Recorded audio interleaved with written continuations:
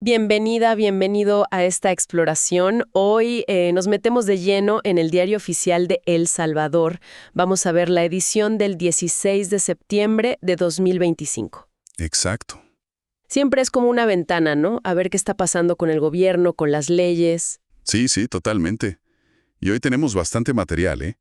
Vamos a ver desde leyes macro, digamos de finanzas, energía, cosas que buscan como redibujar un poco el panorama. Ajá, Y también, bueno, lo de siempre, acuerdos, avisos, cosas que le tocan más a la gente en su día a día, ¿no? A las empresas también. entiendo. La idea es esa, tratar de sacar lo más importante, lo que de verdad hay que entender de todo este papeleo oficial. Perfecto. Tenemos de todo un poco entonces. Decretos legislativos, acuerdos de ministerios, temas judiciales. Un mosaico completo, sí. Parece bastante central en lo financiero. Sí, me refiero al Decreto 151, la Ley para la Estabilidad del Sistema Financiero y Garantía de Depósitos. El nombre ya suena potente. Uf, sí. ¿De qué va esto en esencia? Sé que fortalece al Instituto de Garantía de Depósitos, el IGD, pero parece que es mucho más que eso, ¿no? Totalmente.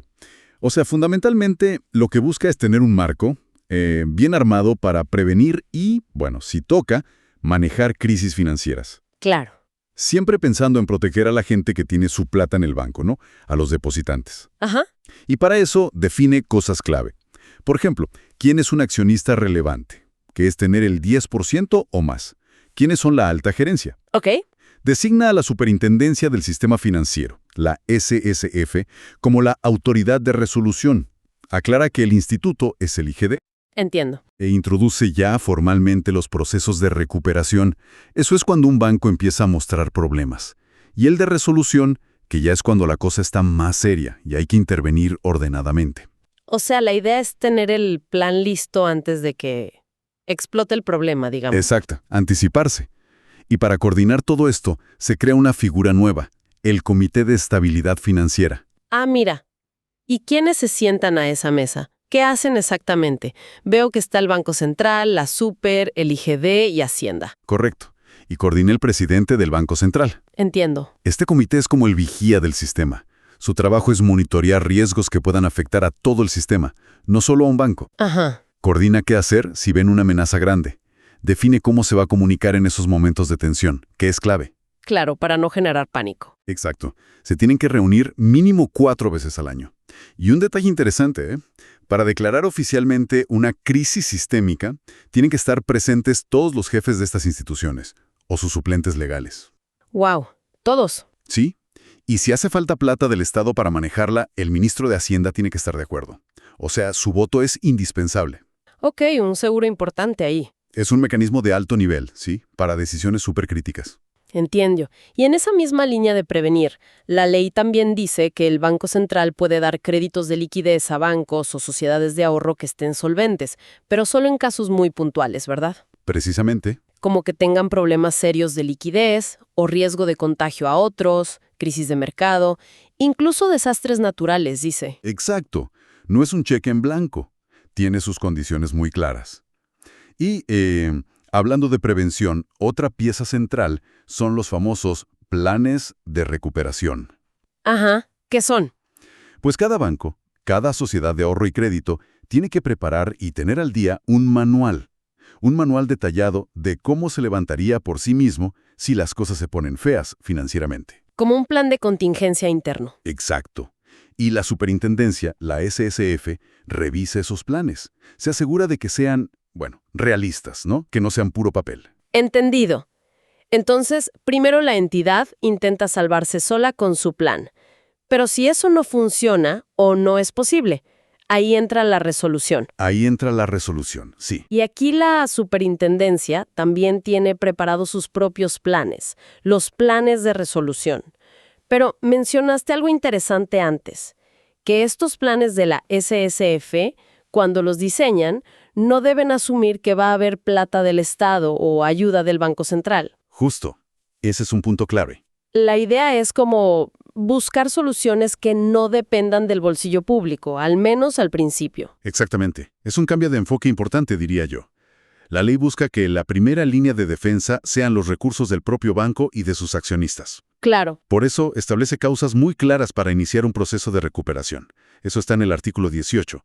Y también dice qué medidas puede tomar la SSF en esa fase, en el 19. ¿O cuáles, por ejemplo? Pues, desde pedirle al banco que ajuste su plan de recuperación, hasta ponerle un supervisor adentro, limitar operaciones riesgosas, o incluso exigirle que consiga más capital. Ok, medidas serias. Sí, para intentar enderezar el barco. Y si ni con eso es suficiente, entonces llegamos a las causales de resolución, ¿no? Que están en el artículo 29. Y estas ya son situaciones más graves. Insolvencia, que no logren conseguir el capital que se les pidió. Exacto. Y ahí es donde la SSF, como autoridad de resolución, saca, digamos, las herramientas más potentes. ¿Y cuáles son esas herramientas principales? ¿Qué opciones tiene la SSF? Bueno, la ley le da como una caja de herramientas, ¿no? Para manejar la resolución, buscando siempre minimizar el daño al sistema y proteger a los depositantes. Podemos agruparlas, a ver. Dale. Primero está la intervención administrativa, artículo 31. Ahí nombran un interventor que básicamente toma el control de la gestión del banco. Ok. Toman el timón. Exacto. Segundo, hay mecanismos para separar lo bueno de lo malo, por así decirlo. Está la exclusión de activos y pasivos, artículo 43. Esto permite pasar lo esencial. Como los depósitos. Sí, depósitos garantizados, salarios pendientes. Eso se puede transferir a otro banco sano o a un vehículo especial, a veces con apoyo del IGD. Ah, ok. Y relacionado con esto está la opción de crear un banco puente, artículo 50. Es como un banco temporal, que puede ser del Estado incluso, para que sigan funcionando los servicios básicos mientras se busca una solución final. Como un hospital de campaña para lo que todavía sirve del banco. Justamente, esa es buena analogía, un hospital de campaña. Tercero, y esto es como último recurso, se contempla el financiamiento público temporal, artículo 54. O sea, plata del Estado. Sí, pero con condiciones muy estrictas y necesita aprobación de la Asamblea Legislativa. No es automático. Entiendo. Te entiendo. Y finalmente, una herramienta que es clave en las regulaciones modernas, la conversión forzosa de obligaciones, artículo 55. El famoso bail-in, ¿no? Ese mismo, el bail-in. Aquí, ciertos acreedores que no están garantizados y los accionistas ven cómo sus deudas se convierten en capital o se reducen para absorber las pérdidas. O sea, los que arriesgaron más pierden primero. Exacto. Hay un orden estricto de quién absorbe pérdidas. Está en el artículo 56. La idea es que ellos asuman parte del costo antes que los contribuyentes. Ese concepto de bail-in es súper importante, ¿verdad?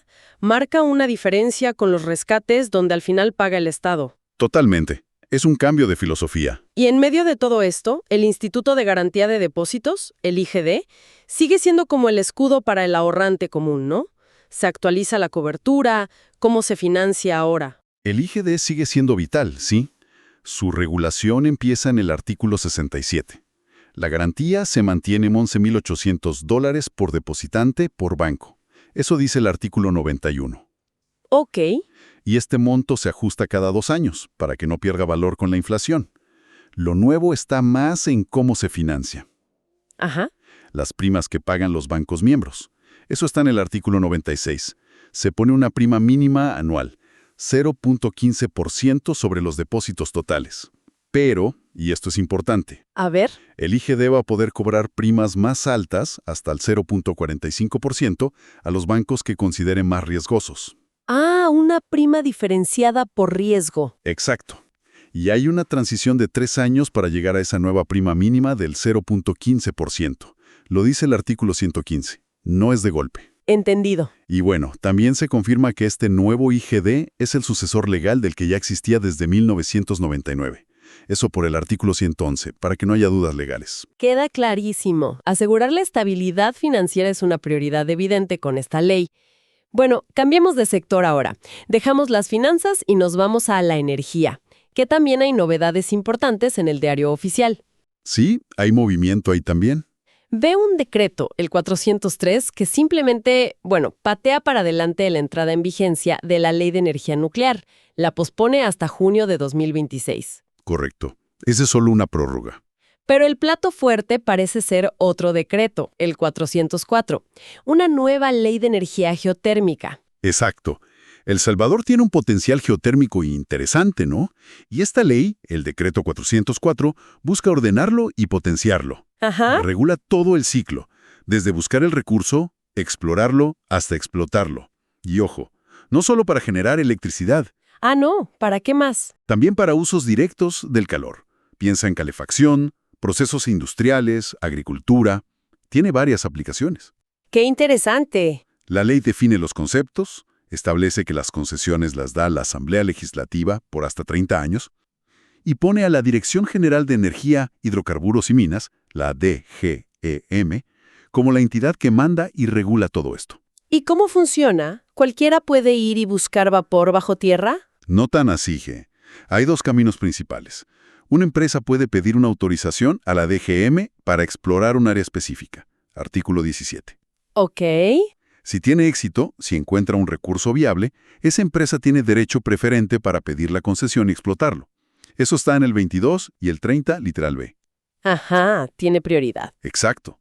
La otra vía es que la misma DGM identifique zonas con potencial y las saque a licitación pública. Artículo 30, literal A. Ahí compiten los interesados. Entiendo. Oye, me parece que la ley tiene un ojo puesto en la sostenibilidad, ¿no? Habla de coordinarse con medio ambiente, con la autoridad del agua. Sí, artículo 9. Y algo que suena fundamental en geotermia, la obligación de reinyectar los fluidos que se usan de vuelta al subsuelo. Artículo 10. Eso es para que el recurso no se agote. Totalmente. La reinyección es clave. Mantiene la presión, la temperatura del reservorio. Es para que dure a largo plazo. Pero la sostenibilidad no es solo ambiental, ¿eh? ¿Ah, sí? ¿Qué más? La ley mete un componente social interesante. Exige a los que tengan la concesión que inviertan al menos el 3% de sus ingresos brutos del proyecto en desarrollo económico y social de las comunidades locales. ¿Un 3%? Sí, artículo 40, literal I. Es un intento, digamos, de que el beneficio del recurso se comparta un poco más directamente con la gente de la zona. Eso es bastante notable. Y como estos proyectos de geotermia son carísimos al principio, la ley les da alguna ayuda fiscal para atraer inversión. El artículo 69 parece que va por ahí. Sí, claro. Hay incentivos fiscales importantes para compensar ese riesgo y el costo inicial tan alto. ¿Cómo cuáles? Pues mira, les dan exención total del impuesto sobre la renta por 10 años, sobre los ingresos que vengan de generar electricidad con geotermia. 10 años sin pagar renta. Nada mal. Nada mal. Además, si venden certificados de emisiones reducidas, los bonos de carbono, esos ingresos tampoco pagan impuestos.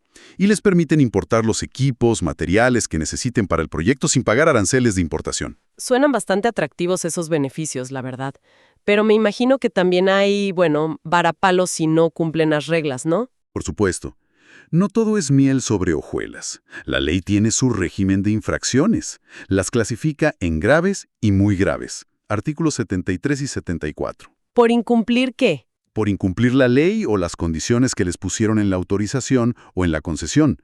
Y las sanciones, artículo 75, pueden ser multas fuertes, ¿eh? Pueden llegar hasta 10,000 salarios mínimos mensuales. ¿10,000 salarios? Sí, depende de la gravedad, del daño que causaron, si sacaron beneficio ilegal, si ya lo habían hecho antes. Busca equilibrar, ¿no? Fomentar la inversión, pero con responsabilidad. Clarísimo. Bueno, ya cubrimos dos frentes regulatorios grandes, finanzas y geotermia. Pero el gobierno no para, y el diario oficial lo refleja. Hay muchas otras decisiones, quizás más puntuales, pero importantes. ¿Qué más te llamó la atención? Veo un acuerdo de Hacienda, el 1748. Ah, sí. Ese acuerdo es un buen ejemplo de cómo se maneja la fontanería fiscal del Estado. Autoriza a la Tesorería a usar notas de crédito del Tesoro Público, las NCTP, para pagar deudas que tenía el gobierno con las distribuidoras de combustibles. ¿Deudas por qué?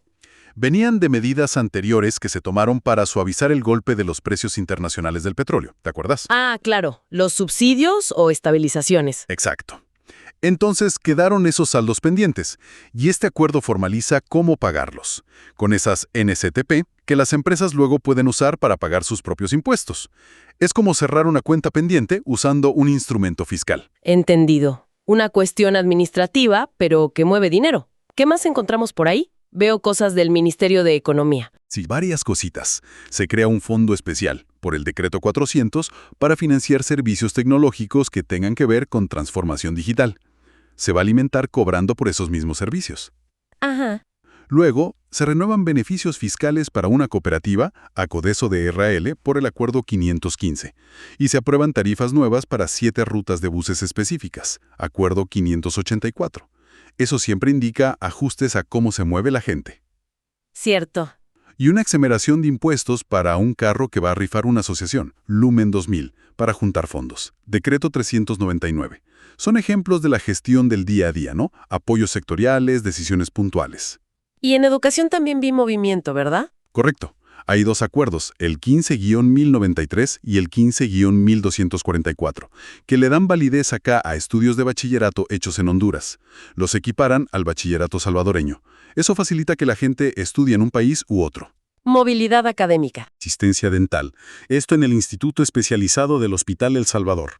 Muestra adaptación a nuevas formas de enseñar y a lo que necesita el sector salud. Interesante esa modalidad semipresencial. Y bueno, para ir cerrando, como siempre en el diario oficial está esa sección enorme de avisos legales, que nos recuerda cómo la ley pues toca la vida diaria de la gente, ¿no? Sí, esa parte es el pulso de la justicia y la administración cotidiana. Vemos desde la Corte Suprema suspendiendo o rehabilitando notarios, hasta que se aprueban los estatutos de una nueva asociación comunal, una ADESCO en Usulután Este. Ajá. Y luego, bueno, la avalancha de procesos civiles y mercantiles. Gente que necesita inscribir una propiedad por primera vez, lo que llaman título supletorio o de dominio. Procesos de herencia. Exacto, con testamento o sin él. Avisos de gente que perdió documentos importantes, como certificados de depósito o acciones de empresas. Cierto. Anuncios de empresas que se disuelven, como una TRD International o Linsal. Y los edictos. Claro, los llamados judiciales para encontrar a personas que no se sabe dónde están para un juicio. Me llamó la atención también ver algunas concesiones de nacionalidad salvadoreña por nacimiento a ciudadanos de Nicaragua y Honduras, en los ejemplos que vi, aplicando directamente la Constitución, el artículo 90. Sí, eso es interesante. Es la aplicación concreta de este derecho constitucional a la integración centroamericana, ¿no? La ley haciéndose realidad para personas específicas. Es verdad, es realmente notable la panorámica que te da un solo día del diario oficial. Pasamos de reformas que buscan reestructurar sectores enteros como finanzas y energía, pensando a largo plazo, Sí, leyes de gran calado. a la gestión de los precios de la gasolina, el apoyo a la digitalización, la aprobación de una tarifa de bus y los trámites legales que marcan la vida de muchísimos ciudadanos. Sin duda, es como una radiografía del Estado en acción, ¿no? Con sus distintos ritmos, sus distintos alcances y quizás como reflexión final para quienes nos escuchan. A ver, Si juntamos las piezas clave que vimos hoy, ese foco en la estabilidad financiera, en la resolución ordenada de bancos, el impulso a una energía propia, renovable, como la geotermia, la creación de fondos para tecnología, los mecanismos para manejar shocks externos como los precios del combustible, empieza a dibujarse como un patrón. Podríamos estar viendo quizás los contornos de una estrategia de desarrollo particular. O una serie de respuestas, tal vez desconectadas pero simultáneas, a desafíos específicos que El Salvador está tratando de abordar con estas herramientas legales y administrativas. Queda ahí la pregunta, ¿no? una pregunta muy, muy pertinente. Invita a seguir conectando los puntos, sin duda. Muchísimas gracias por acompañarnos en este análisis detallado del Diario Oficial de El Salvador.